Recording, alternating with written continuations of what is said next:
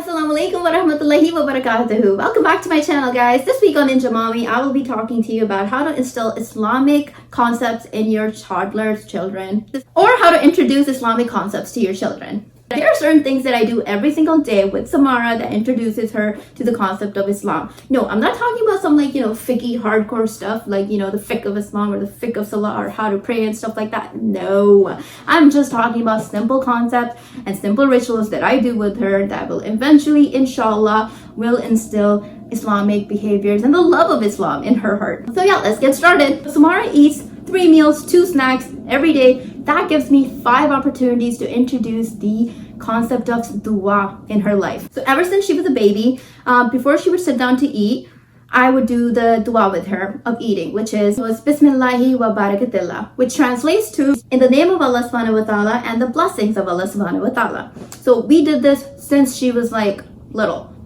Basically since she started eating solids, which was at 6 months. And now this girl knows the drill. She knows that when she sits down, she puts her hands together and she waits for mama to say the dua because she can't really say it right now. After she's done eating, I wipe her hands, wash your hands, wipe her face, the drill.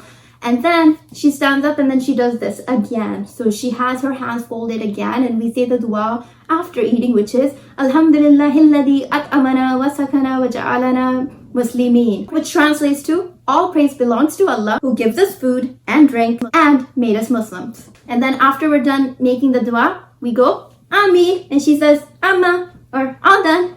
And she knows this. She knows the drill. She knows that after mama's wiped her face, she just stands there and folds her hands and she's ready. She's ready to do this. And I've been doing this since she was born, guys, and she's finally starting to understand the dua. Even though she doesn't know what dua means, she doesn't know what Islam is, she doesn't even know who Allah is yet, but she will. And these are all instilling these concepts of Islam in her heart. And she's getting ready. She's getting ready for that. So later on when I introduce Islam to her, it's not a foreign concept. She's going to be trained starting now until she's ready. And also later on, I won't have to tell her, Samara, make dua after dinner. Samara, make dua after lunch. Samara, make dua before you eating. Because she's already going to be in that mindset. Okay, before eating, I make dua. After eating, I make dua. She already knows. The other thing I do before I give her food is I wash her hands. Later on when she grows up and she's like, Mom, I have a question. Why do I always have to wash my hands before eating? What's up with that? And then I can tell her, not only is it because of hygienic purposes, but it is also the sunnah of the Prophet Muhammad sallallahu alaihi wasallam, beta.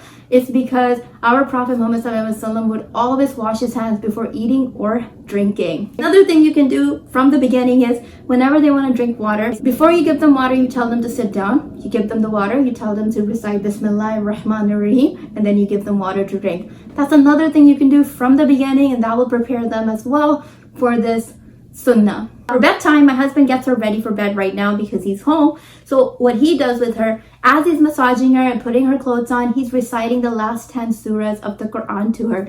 You guys can recite whichever surahs of the Quran you know. It doesn't have to be the last 10. It can be anything as long as she's listening to the Quran and she's listening to the Quran from you. That's all that matters. It will settle her down. It will relax her. It will prepare her. So instead of playing some lullabies or, something else, read Quran to them before they're ready to, go to sleep. Once she's in her crib, I say the sleeping dua to her. So I say, La ilaha illallah Muhammadur Rasulullah. And the sleeping dua is, Allahumma bismika amutu wa ahya. The meaning of that dua is, Oh Allah subhanahu wa ta'ala, with your name do I die and live. See, another thing that I used to do back in the day is when I used to rock Samara to sleep, I would recite La ilaha illallah Muhammadur Rasulullah to her over and over and over and over again. And what happened was when she was getting ready for bed and she would ask for her milk, she would do this and then she'd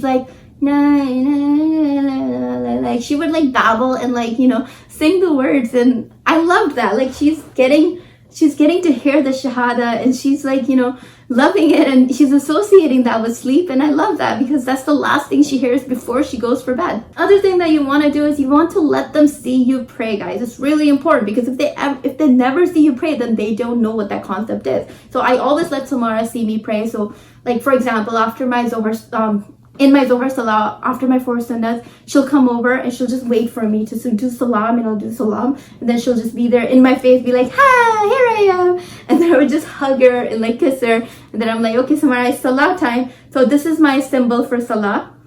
And yeah, the beauty of baby sign languages, you can incorporate your own signs, right? I mentioned that in my baby sign language video, guys. So like my Salah sign is this, my Allah sign is this, and my Quran sign is this, which is like the same as the book. The reason it's so important for them to see you pray is because what you do speaks volume versus what you say. So you can say it all you want, but until you show them, it's not going to make a difference. So later on, when they're older and you want them to pray and you're like, pray beta, pray beta, pray beta, they're gonna be like, excuse me, I never saw you pray, so like, why on earth would I pray? And it has happened. Sadly, it's happened, guys, and it's still happening. So unless they see you pray, unless they see their dad go to the masjid, they're not gonna know what this whole concept is. So you have to show that to them. So you have to show it to them. Yeah, not only show it to them, but involve them. It's not first upon Samara to pray right now, but she still has her little Janma's prayer mat. She still has her burqa, or like the veil, or the head wrap. And I give it to her when I start my salah. Actually, I don't give it to her. You know what she does? So my all of the stuff is in the ottoman. So she just goes over there and I grab my stuff and she's like, Mama, where's my stuff? Like, can I have my stuff too? It's Allah time. So yeah, I give her her stuff and she gets ready with me. And then when I'm praying, she sometimes like stands next to me and starts praying as well. And she does like the Allahu Akbar. She does like with her mouth. She moves like something. She like says some words in her mouth and pretending to like pray. And then she does the ruku, she does the sajda, she does all the motions with me. And the reason she's able to do all that, because she's seen me and her dad pray. Another thing you want to do, guys, is you want to read to them. I have read to Samara since the day she was born. I would read different types of books to her. Some of the books that I would read to her are about Islam. And you can introduce the concept of Islam through books as well. So I'll share with you some of the books that I read to her. There is this one, My First ABC Words of Islam. I love this book because instead of teaching her A is for apple, B is for, what is B is for? Wow, see, I completely forgot. I just know B is for Bismillah now. Bat, I think bat. With this book, instead of just reading to her, I sometimes sing it to her. So I'm like, excuse my singing, guys. A is for Allah, B is for Bismillah, C is for clean, and D is for dua.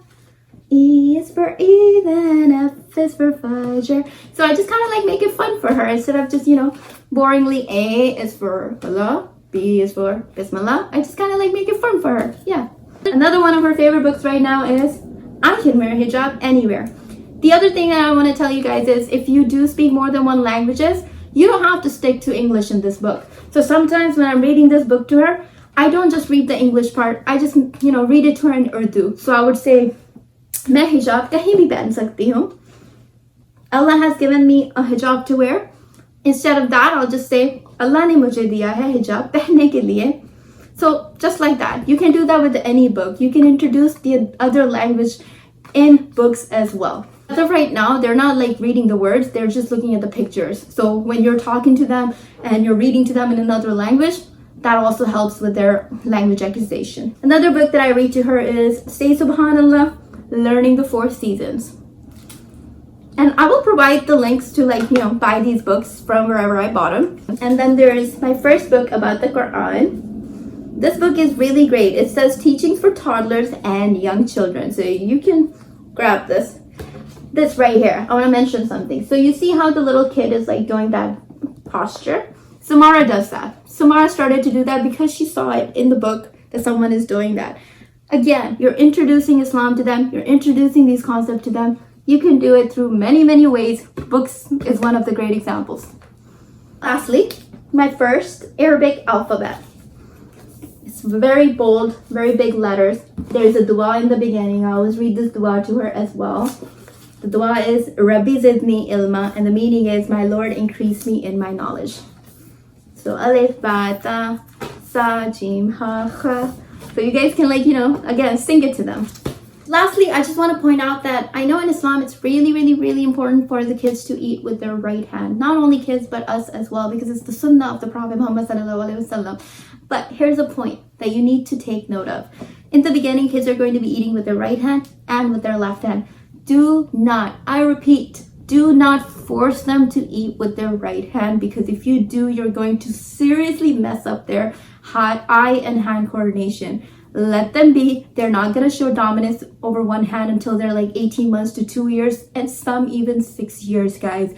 Let them explore with both hands. Once you know, you can ask your doctor to verify it, that which hand is dominant. Usually if you just observe them, you can tell. Once you know that they have picked a dominant hand, then you can slowly start teaching them how to eat with the right hand. But in the beginning, don't worry about it. It's okay. Let them be, guys. Let them be. Hey guys, that's all I have for today. I hope this video benefited you guys and you enjoyed watching it as much as I enjoyed making it. Please don't forget to give it a thumbs up, subscribe if you haven't already, and leave a comment to let me know what you think. And yeah, until next week, Assalamu alaikum wa rahmatullahi wa barakatuh.